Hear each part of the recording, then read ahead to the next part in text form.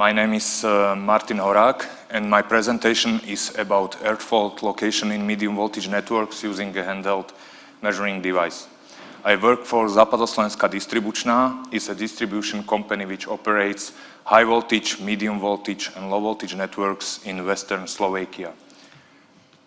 We wanted to solve following problem: how to find an earth fault on medium voltage overhead line as fast as possible, easily and reliably. Our solution is based on a handheld earth fault location finder. This method was fully developed, tested and verified by us, and in the next step we launched its serial production in cooperation with commercial supplier. The point of our method is that we can make measurements anywhere along the medium voltage line. Anywhere along this line, the device allows us to recognize if earth fault is behind measurement place or before measurement place and indicates the direction to fault. The measurement is contactless based on evaluation of electric and magnetic field under the line, and the device is given to all network service employees in our company. We operate our medium voltage networks as compensated with secondary resistor for transient increasing of earth fault current. Our method was primarily developed for such networks. However, this method works properly also for compensated networks with primary resistor, for low impedance grounded networks, and for isolated medium voltage networks. On this slide you can see standard medium voltage line. It begins in substation with feeder circuit breaker.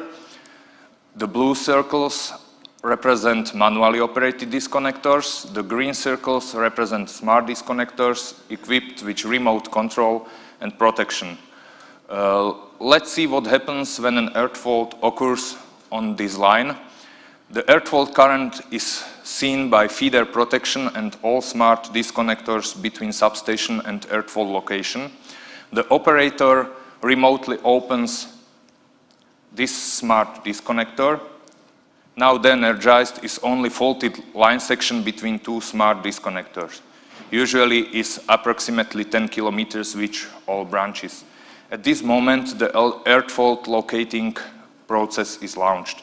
The network service employees are sent out. They move to the zone of faulted line section, find a suitable place for measurement, for example where some road crosses medium voltage line, and take a measurement. The operator remotely re-energized faulted line section for a few seconds. The device automatically detects an earth fault in medium voltage network and recognizes if earth fault is located behind or before measurement place. Based on measurement result, the network service employees find next measurement point. The same process happens. Faulted line section is re-energized for a few seconds, but now the measurement shows the opposite result. This process continues until the earth fault is successfully found. On this slide you can see how an individual measurement is performed. The network service employee stands under medium voltage line in its axis. The device axis must be parallel to the line axis. For example, if 4 sequential measurements are taken, we get a 625 meter long line subsection where earth fault is located and can be easily found by visual inspection. The complete process will probably take no longer than 20 minutes in this case. Of course, there are also other methods for earth fault locating. I have seen plenty of scientific papers which describes different methods for improvement of static earth fault locator function. It appears that many scientific teams are developing systems for calculation of distance to earth fault from values measured on feeding substation. We could say that this is something like the holy grail of medium voltage protection engineering. However, I have never seen any method which is sufficiently accurate and reliable and was verified with successful experiences from with actual operation in actual medium voltage network. Therefore, we solve this problem in a different way by using a handheld earth fault location finder. Now a little bit about theory behind our method.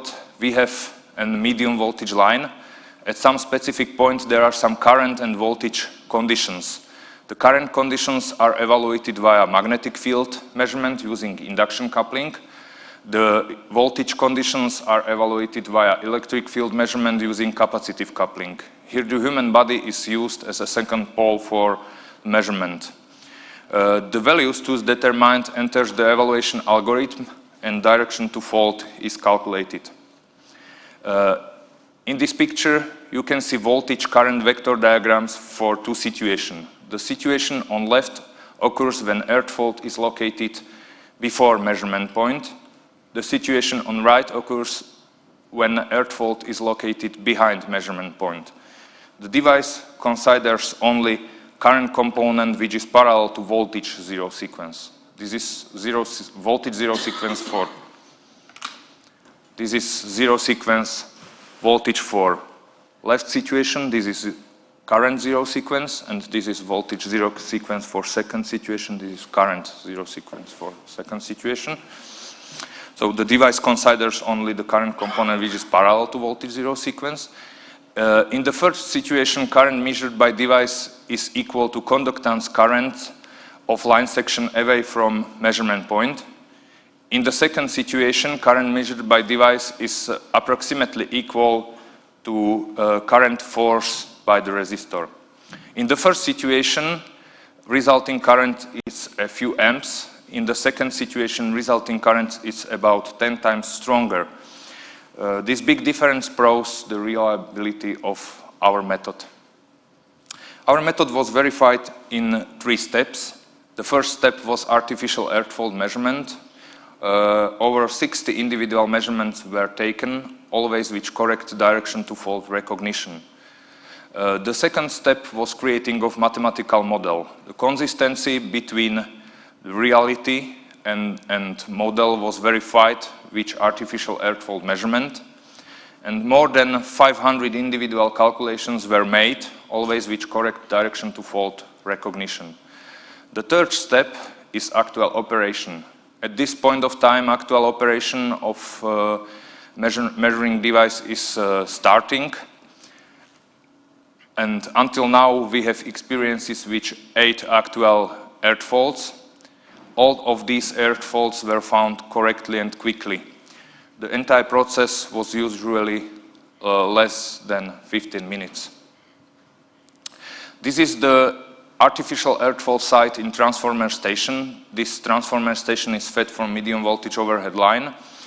The earth fault is created by high power water resistor of own construction. It's a pipe filled with deionized water, and adjusting of earth fault resistance on scale from almost 0 to a few kiloohms is achieved by adding salt into this water. Here is a simulation of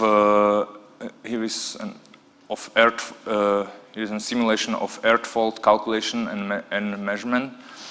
The red rows are behind situation. It means the earth fault is behind measurement place, and the yellow rows are for before situations. The first column contains calculated values. The second column contains values measured during artificial earth fault measurement. The third column shows the difference between these two values. As you can see, the maximum difference is 3.83. Such a low value demonstrates the correctness of a mathematical model. The minimum value for behind situation was 14, about 14. It's the worst case. And the maximum value for before situation was 2.4. It's also the worst case. This big difference between these two values demonstrates the reliability of chosen method.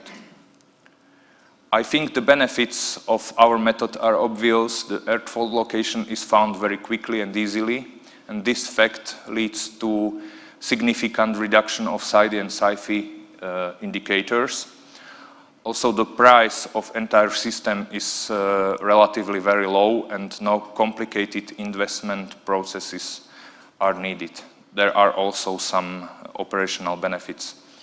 So thank you for your attention, and the questions will be after this section, and also we can discuss during some coffee break if you are interested. So thank you very much for your attention.